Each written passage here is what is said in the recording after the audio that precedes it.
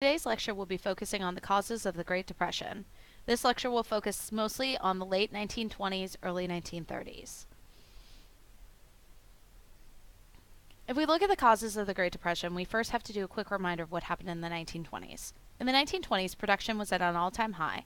New consumerism was the rage, with everyone buying things from washing machines to cars. There was a clash between modernity and fundamentalism, such as the monkey trial, where people couldn't decide if religion was most important or science.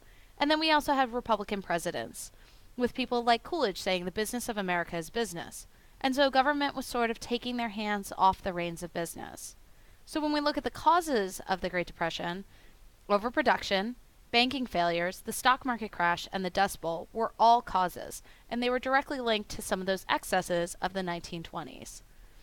The Great Depression really starts right after the election of Herbert Hoover.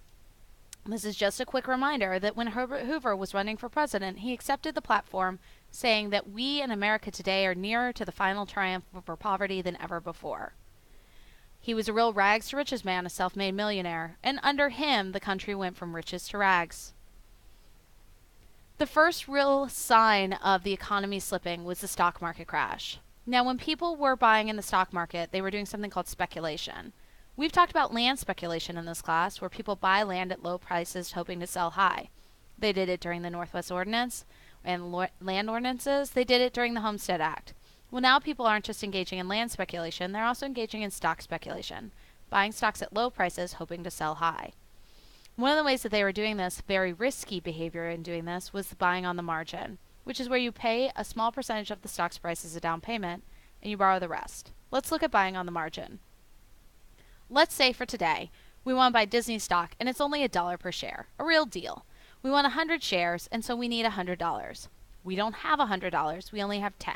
So we're going to need to borrow 90 to get our full 100 shares.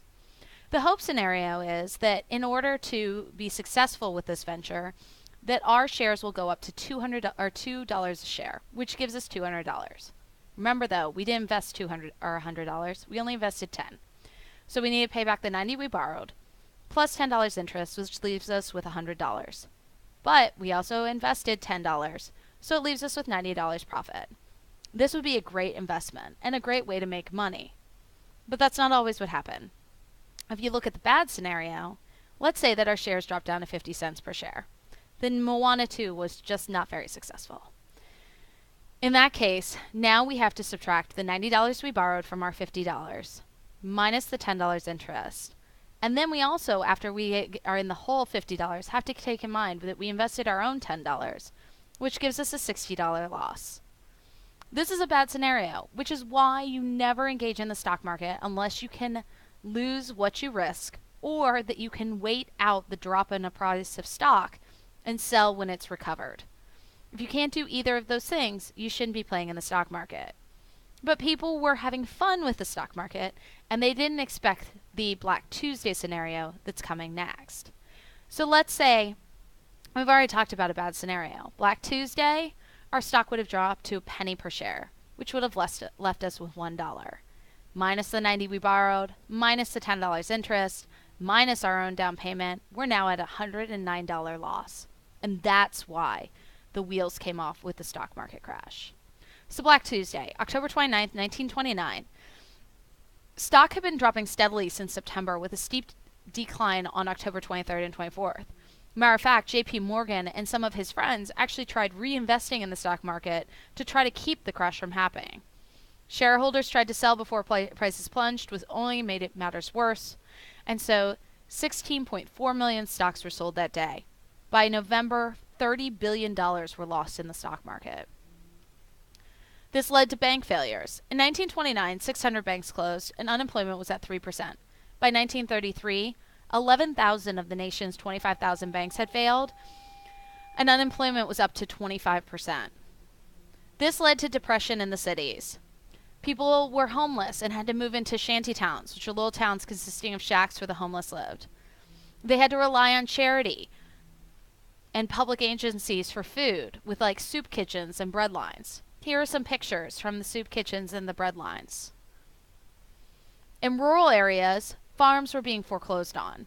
Many farmers had to turn to tenant farming. And those tenant farmers, they were pushed off their land, and there weren't any jobs in the cities for them.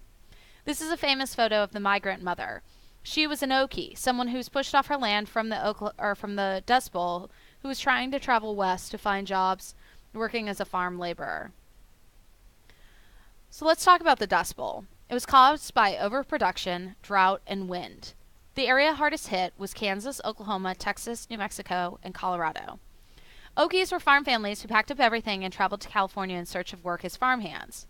You see, if you were living on your farm and this is what came at you on a regular basis, and it made it so that you couldn't work on the land because the land was so choked with dust, and we're talking about years that they didn't receive any rain, then you would need to pack up to try to find livelihood somewhere else. Here's another picture. You see, the biggest problem that came from the Dust Bowl wasn't actually the fact that farmers could lose their farms.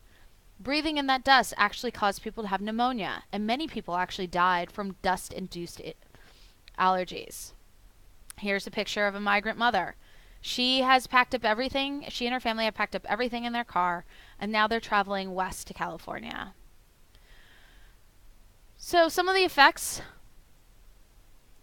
these were only some of the causes: stock speculation, bank closing, and farm failures in the Dust Bowl. The next lecture will focus on the overall effects of the Great Depression on the American people and Hoover's response to the problem.